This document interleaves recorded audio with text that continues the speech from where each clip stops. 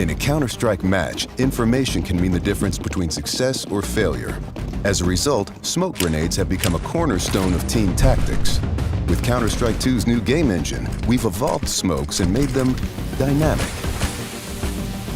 Smoke grenades now create volumetric 3D objects that live in the world.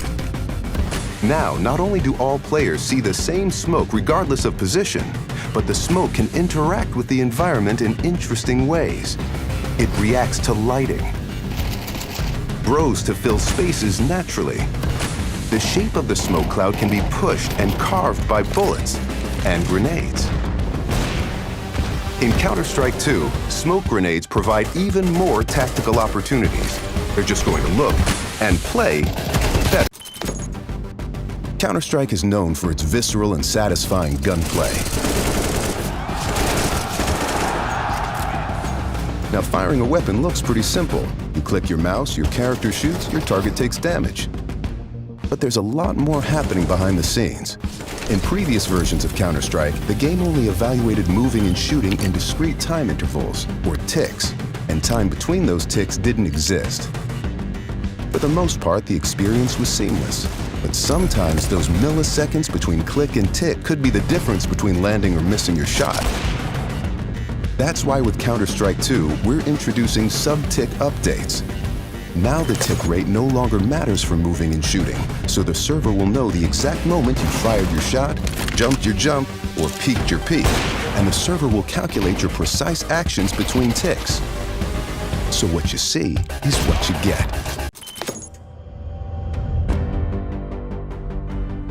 With over 20 years of history, maps are a fundamental pillar of Counter-Strike. And in Counter-Strike 2, maps are getting a new look.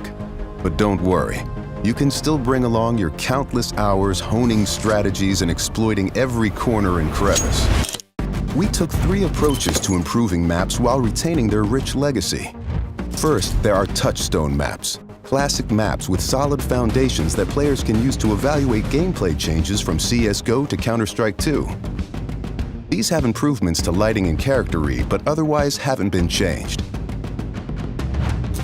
Next, we have upgrades. These are maps that use new Source 2 lighting, including a physically based rendering system that produces realistic materials, lighting, and reflections. And finally, overhauls. The oldest maps have been fully rebuilt from the ground up, leveraging all of the Source 2 tools and rendering features. These tools will be available for community map makers to make it easier to build, experiment, and iterate. With upgrades to lighting, player read, and materials in Counter-Strike 2, even the familiar will feel brand new.